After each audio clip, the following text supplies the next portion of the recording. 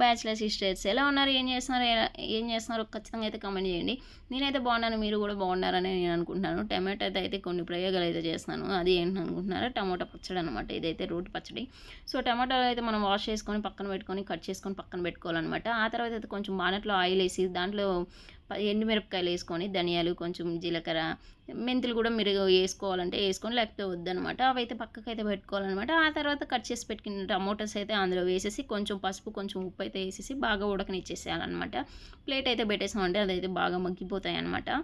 So దాంట్లోనే కొంచెము మనమైతే నిమ్మకాయ అంత సైజు తగిన చింతపండు అయితే అందులో వేసేసేయాలి. తెల్లగడ్డలు కూడా నేను దీంట్లోనే వేసేసినాను. అదైతే బాగా మగ్గిపోయిందనమాట. ఆ తర్వాత మిక్సీకి వేసుకోవాలి. ఫస్ట్ అయితే మిరపకాయలు ధనియాలు ఇవన్నీ వేసుకొని మిక్సీకి అయితే కొట్టుకోవాలన్నమాట. ఆ తర్వాత అయితే టమోటాలు కూడా దాంట్లోనే వేసేసి బాగా మిక్సీ కొట్టుకొని ఆ తర్వాత పౌడర్ లాగా అట్లా కలుపుకోవచ్చు, లేదా ఒకేసారి కూడా కలుపుకోవచ్చు. నేనైతే విడిగా కొట్టుకున్నాను అనమాట.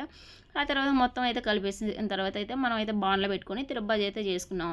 తిరుబ్బజి చేసుకుంటేనే బాగుంటుంది అనమాట. నాకైతే టేస్ట్ అయితే అలాగే నచ్చుతుంది. మీకు ఎలా నచ్చుతుందో అలా అయితే చేసుకోండి. ఆ తర్వాత అయితే మనం అయితే ఒక ఆనియన్ అయితే కట్ చేసుకొని దీంట్లో అయితే పచ్చి వేస్తే బాగుంటుంది అనేసి పచ్చివి అయితే వేసుకొని గార్లిక్స్ అయితే చేసుకున్నాను.